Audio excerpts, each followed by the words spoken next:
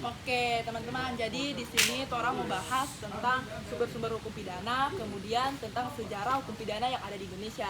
Nah, tapi yang pertama itu kan termasuk sumber hukum pidana. Nah, setahu kita nih itu ada 4 itu sumber hukum pidana di Indonesia. Yang pertama itu kan KUHP, yang kedua apa ya? Yang kedua itu ada undang-undang di luar KUHP. Oh, yang ketiga Baru adat kebiasaan sama ada Jurisprudensi. Nah, mereka kayak yang tadi kita ada bilang tuh teman-teman, kalau misalnya yang pertama itu dalam kitab undang-undang hukum pidana. Nah, dalam kitab undang-undang hukum pidana itu kita bagi lagi ada 3. Yang pertama di bagian pertama itu dia berisi bagian umum. Nah, di bagian umum itu dia memuat asas-asas atau prinsip serta peraturan-peraturan umum yang terdapat dalam KUHP dalam pasal 1 sampai pasal 103. Nah, buku yang kedua yaitu berisi tentang pokoknya dia berkaitan dengan kejahatan dalam pasal 104 sampai pasal 488. Nah, sedangkan buku yang ketiga itu dia berisi aturan yang berkaitan dengan pelanggaran, yaitu dalam pasal 489 sampai pasal 589. Nah, yang kedua tadi termasuk dalam Undang-undang di luar KUHP. Contohnya itu undang-undang seperti di buku ini, undang-undang tindak pidana khusus. Contohnya ada tindak pidana korupsi. Atau ada teman-teman lain yang tahu apa? Banyak sih, ada contoh undang-undang narkotika. Itu ada di mana itu? Undang-undang nomor 35 tahun 2009. Oh, Undang-Undang 35 tahun 2009. Ada juga tentang KDRT.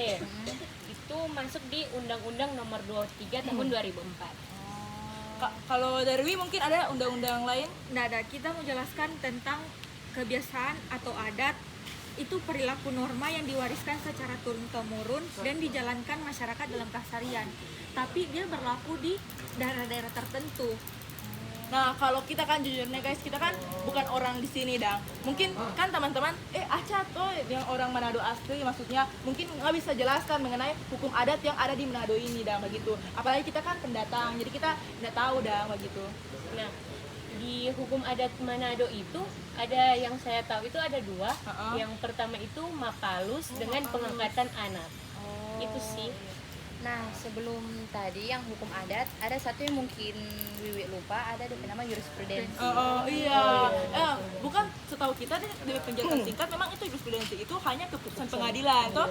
Nah, bukan cuma putusan pengadilan. Jadi, jurisprudensi itu adalah terobosan baru dari seorang hakim, dan terobosan baru tersebut diikuti oleh hakim-hakim lainnya, baru bisa disebut jurisprudensi. Jadi nggak bisa orang bilang cuma putusan pengadilan. Oh, nggak bisa cuma begitu ya?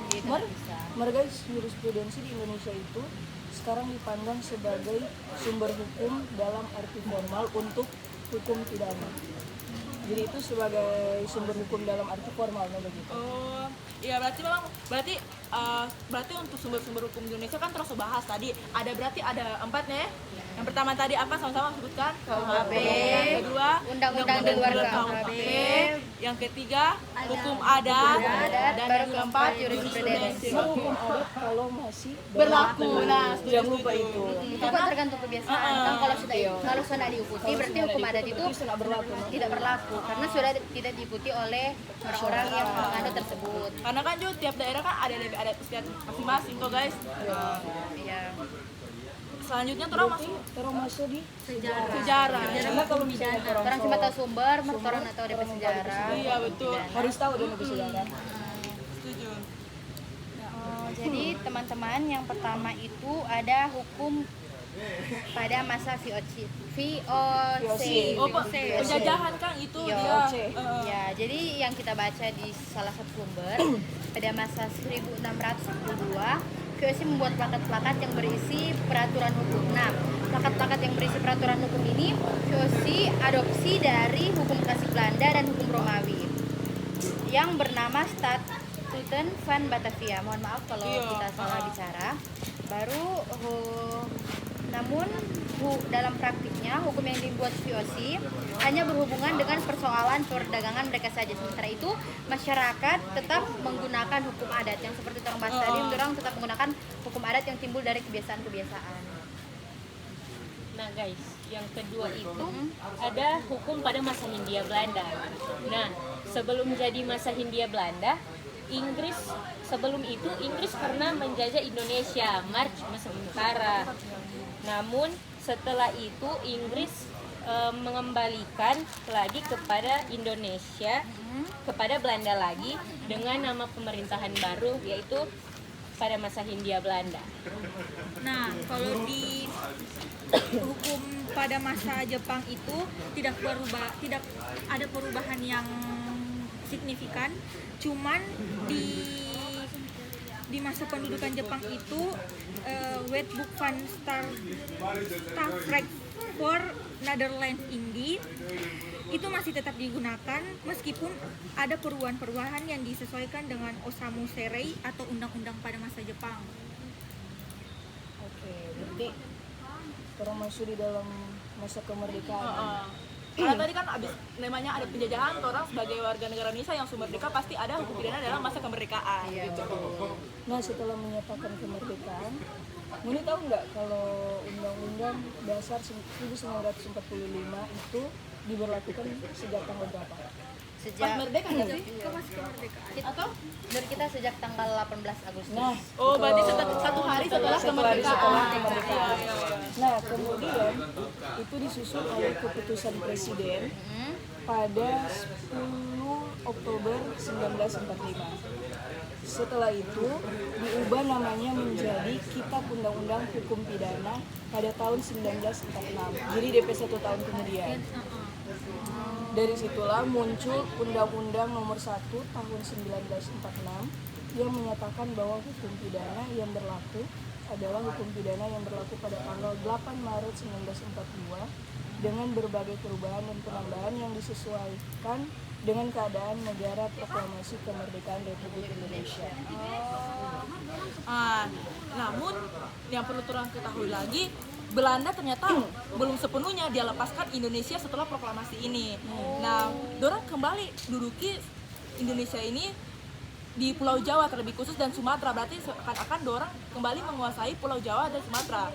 Padahal dorang situ sudah melepas proklamasi, berarti dorang sudah melepas kemerdekaan untuk Indonesia. Tapi ternyata dorang pelicik ya, begitu mungkin. Jadi dorang kembali rebut lagi Pulau Jawa dan Sumatera. Nah, kejadian ini dikenal dengan agresi militer 1 ya. Kemudian dorang ini menerapkan Wetboek van Staffrecht for Netherlands Indie dengan mengubah namanya menjadi Wetboek van Staffrecht for Indonesia. Itu tadi mungkin dijelaskan. Nah, wilayah lain yang tidak termasuk dalam kekuasaan Belanda ini masih memberlakukan Wetboek van Staffrecht. Berarti wilayah lain yang di luar yang tidak masuk dalam apa ini, contohnya orang mungkin Pulau Sulawesi.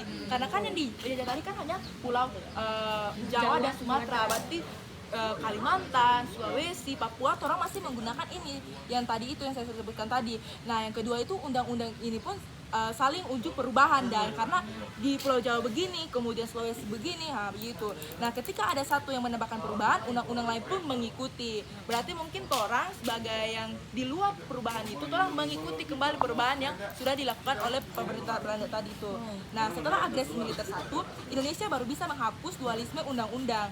Kemudian pada September tahun 1949, Undang-Undang Nomor 1 tahun 1946 mulai berlaku. Nah, DP dasar ini Undang-Undang Nomor 73 tahun 1958. Nah, selanjutnya pemerintah terus berupaya untuk mengadakan kodifikasi KUHP. Nah, akhirnya, ini mesti orang ingat nama satu tokoh ini.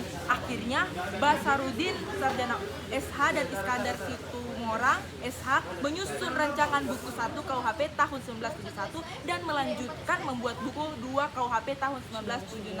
Oh, jadi begitu DP sejarah Kang. Jadi ada tahap-tahap Kang, enggak langsung jadi buku, enggak langsung jadi kitab undang-undang yang sekarang hukum orang pidana. pakai itu. Jadi ada beberapa tahap yang kurang lewati.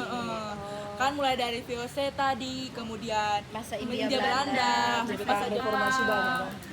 sampai di masa kemerdekaan yang sampai sekarang masih orang pakai ini loh. Jadi begitu Kang, tadi terang tadi bahas sumber-sumber dengan sejarahnya. Kita guys, tunggu, ini paling terakhir. Heeh. Dari media yang kita udah baca ini, ternyata kita KUHP itu ada juga yang baru di tahun 2022. Nah, itu jadi pada tahun 2022 Indonesia mengesahkan KUHP baru yang menggantikan warisan kolonial dan mengakomodasi prinsip-prinsip hukum modern. Karena kan hukum mengikuti Perkembangan toh. zaman. Jadi Betul. itu Itu dinamis. tahun 2026 kalau tidak salah. Itu yang 2022 baru ada lagi rancangan pasti untuk ada. KUHP 2026 yang nanti akan disahkan pada 2026. Setuju sih, soalnya yang kita dapat ini juga tahun 2022 mengganti KUHP Belanda yang berlaku sejak tahun 1918. Nah, wih, lama sekali itu. Berarti lama kan baru ada 1918 kemudian diubah lagi 2022. Nah, siapa tahu dari orang-orang ini ke depannya ada yang ingin merevisi untuk balik KUHP kan? RUU Ya, begitu rancangan KUHP baru. Sudah? Berarti mesti jadi anggota DPR. Iya, betul. Amin. Sudah sampai sini orang mulai diskusi pada hari ini. Semoga dari ini orang mulai mendapat pengetahuan baru tentang hukum pidana. Orang lebih tahu lebih lanjut. Oke, terima kasih. Thank you guys. Terima kasih.